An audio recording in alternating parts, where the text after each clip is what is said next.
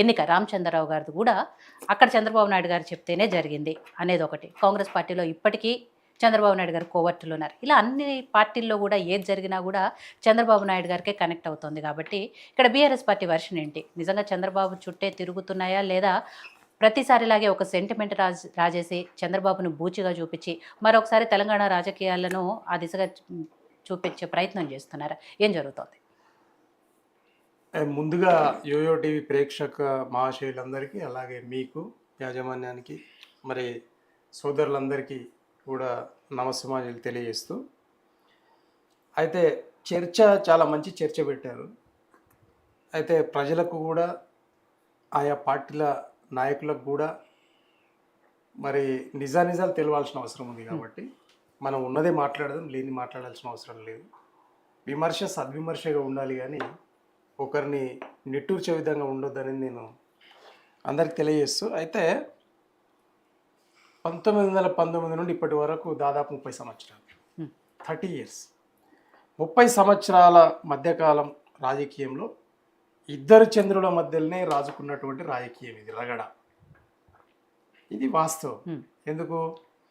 ఆనాడు 1999-2004 కార్యకాలంలో వాస్తవాలే మేనిఫెస్టోలో చంద్రశేఖరరావు గారు తయారు చేసిన మేనిఫెస్టో, ఈయన ముఖ్యమంత్రి అంటే మామగారు లేకుండా ముఖ్యమంత్రి అయ్యే పరిస్థితి ఆ టైంలో.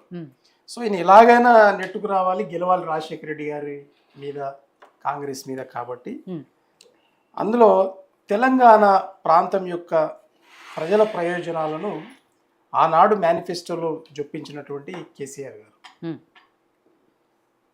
అయితే మొత్తం మీద రాజకీయ వ్యూహంలో భాగంగా తెలుగుదేశం పార్టీ అధికారంలోకి రావడం, చంద్రబాబు గారు మళ్ళీ ముఖ్యమంత్రి కావడం, ముఖ్యమంత్రి అయిన తర్వాత మేనిఫెస్టోలో ఉన్నట్టుగా తెలంగాణ ప్రజల యొక్క ఏదైతే మేము ప్రయోజనాలను మేనిఫెస్టోలో పెట్టినామో ఆ మేనిఫెస్టోని ఉన్నట్టుగా అమలు చేయమని చెప్పి కేసీఆర్ గారు కోరడం.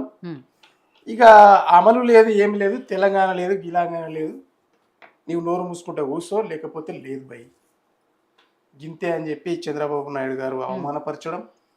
ఆయన కనీసం మంత్రి పదవి ఇస్తేనన్నా నాకు వచ్చే డబ్బుతోటైనా నా తెలంగాణ ప్రాంతానికి ఏమన్నా మేనిఫెస్టోలో ఉన్నటువంటి అవకాశాలు ఇచ్చిన, ఏదైతే నేనే రాసిన కాబట్టి మరి ప్రజలకు జవాబుదారు నేను కాబట్టి మరి ఇస్తే బాగుంటుందని అంటే నీకేం లేదు బై అని చెప్పి నోరు మూసినట్టు డిప్యూటీ స్పీకర్గా ఇవ్వడం జరిగింది. ఇది వాస్తవాలు.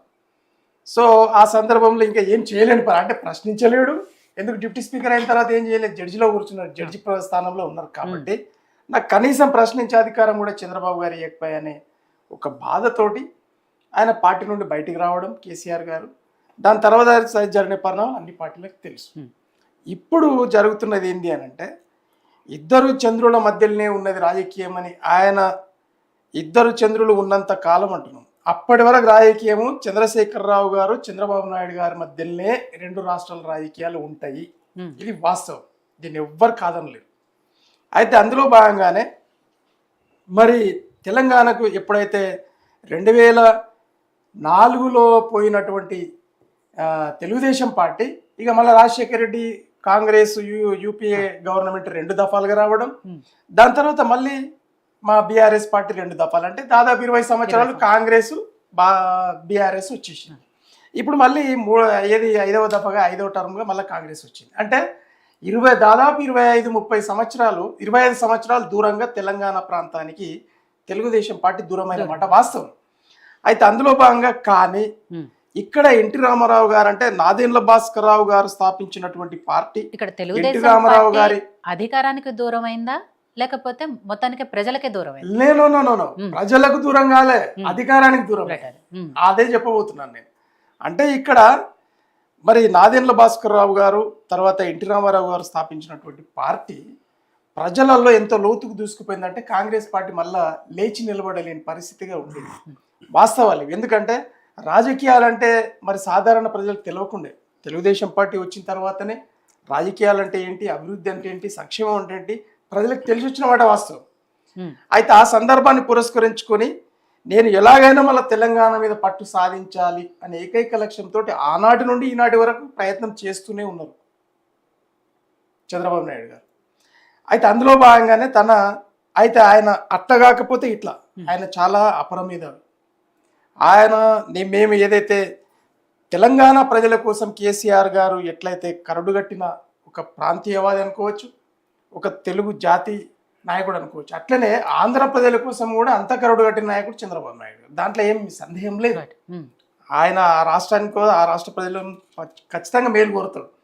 కానీ వచ్చిన పంచాయతీల్లో ఆనాడు హైదరాబాదు ఏది రాజధానిని పట్టుకునే ఎదుగుదామనే క్రమంతో తెలంగాణను ఆంధ్రాను కలిపి రానాడు నిజాం స్టేటు భాషా ప్రాతిపదిక విషయంలో.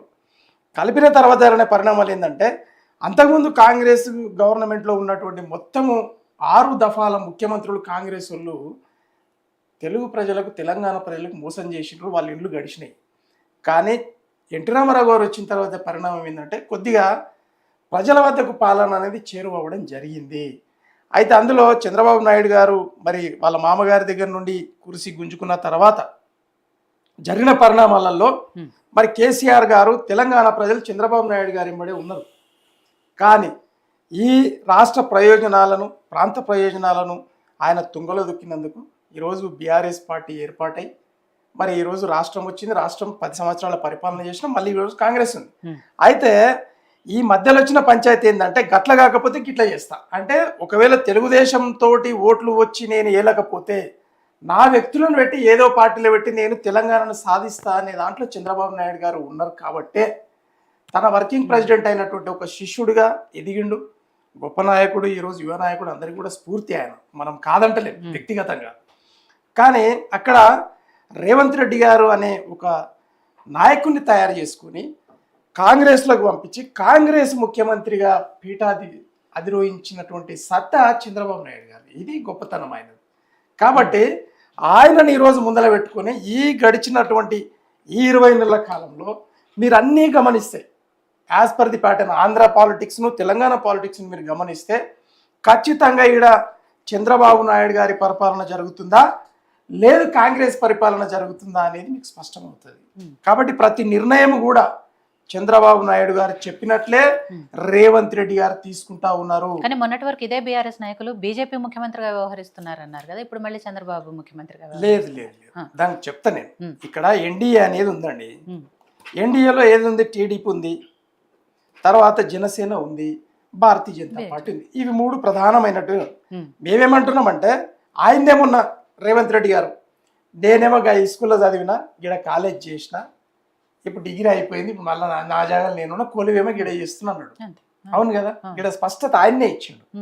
కాబట్టి ఇక్కడ భారతీయ జనతా పార్టీతో కూడా చేతులు కలిపినటువంటి రేవంత్ రెడ్డి గారు మొన్న 16 సీట్లకు 1 సీటు తగ్గితేను అని చెప్పి మాట ఇచ్చిండు సోనియమ్మ దగ్గర, రాహుల్ గాంధీ గారి దగ్గర, ఖర్గే గారి దగ్గర. మరి ఎట్లా పోయినాయి? అధికారం నీ చేతిలోనే ఉన్నాయి కదా. మేమంటే ప్రతిపక్షంలో ఉన్నాం, మా మీద దుమ్మెత్తి పోసిరు, ఎన్నో చేసిండ్రు, అబద్ధాలు చెప్పిర్రు. అంటే 8 సీట్లు బీజేపీకి ఎట్లా పోయినాయి?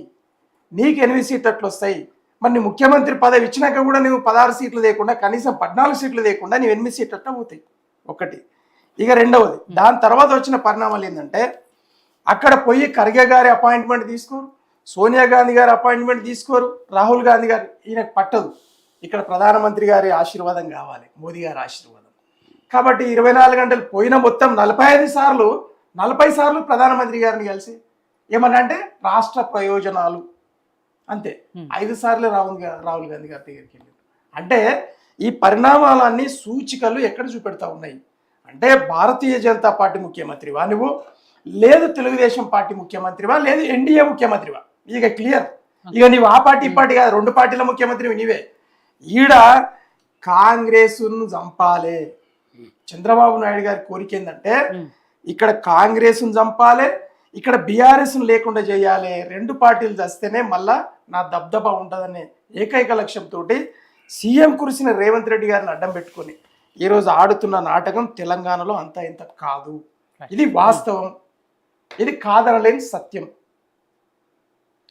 సో సతీష్ గారు, ఇదే పరిస్థితి. అంటే బీఆర్ఎస్ పార్టీ నాయకులుగా వాళ్ళు చెప్తున్న వర్షన్ ఏంటంటే, చంద్రబాబు నాయుడు గారు పక్క రాష్ట్ర ముఖ్యమంత్రి